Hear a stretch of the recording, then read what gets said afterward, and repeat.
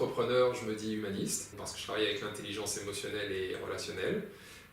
Mon métier, c'est intervenir dans les entreprises, dans les situations de tension, situations de souffrance au travail, mais aussi auprès de cadres dirigeants pour les accompagner sur du leadership plus inspirant, voilà, pour associer à la fois l'affirmation de soi, mais aussi la sensibilité à l'autre. Donc je suis médiateur, coach, parfois formateur.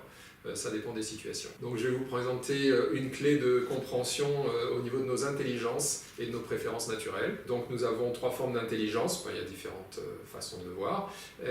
L'une c'est l'intelligence rationnelle, la deuxième c'est l'intelligence pragmatique, et la troisième c'est l'intelligence d'esthète ou l'intelligence émotionnelle. Donc je vais vous parler de l'intelligence rationnelle. C'est essentiellement des personnes qui aiment réfléchir.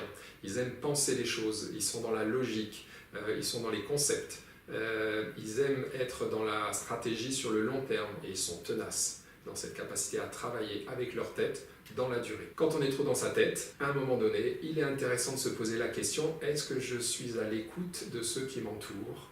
Est-ce que je suis à l'écoute de ce que je vis? Et ne serait-il pas temps de passer à l'action? La deuxième intelligence, c'est l'intelligence pragmatique. Donc, ce sont des gens qui sont tournés sur l'action, sur à quoi ça sert. La première question qui se pose, c'est: tu me parles de ça, qu'est-ce que je peux en faire, à quoi ça va me servir? Donc, ce sont des gens qui sont très instinctifs, qui sont capables tout de suite de, face à un problème, trouver une solution très concrète.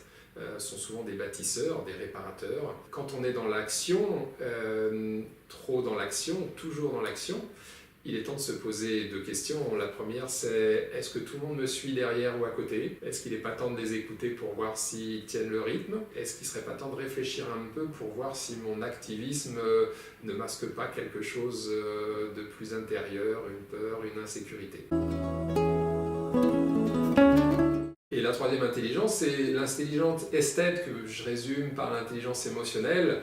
Ce sont des gens qui sont dans la sensibilité humaine avant tout, connectés à leurs émotions, contact de leurs sensations, dans l'empathie à l'autre. Ils ont les idées qui émergent, ils sont dans la créativité, ils sont dans l'intuition. C'est une très belle intelligence, elle est très peu reconnue dans le monde du travail et dans notre culture, et pourtant elle est d'une richesse insoupçonnable. Par contre, quand on est trop branché sur cette intelligence-là, est-ce qu'il ne serait pas temps de faire un petit pas de côté, poser un petit acte pour pouvoir se défaire de ces émotions qui nous submergent? Ne serait-il pas temps de mettre un peu de logique à tout ça et de reposer les choses de façon très rationnelle sur une feuille? Qu'est-ce que je viens de faire? Qu'est-ce que je n'ai pas fait? Pour ne pas laisser cette intelligence s'emballer et partir dans des imaginaires qui sont très souvent destructeurs. En quoi c'est utile? Mais c'est tout simplement pour pouvoir identifier nos déséquilibres.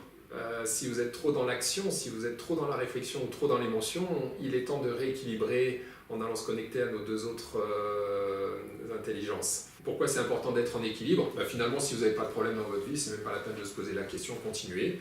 Par contre, si quelque chose vous dérange, il est temps de s'interroger.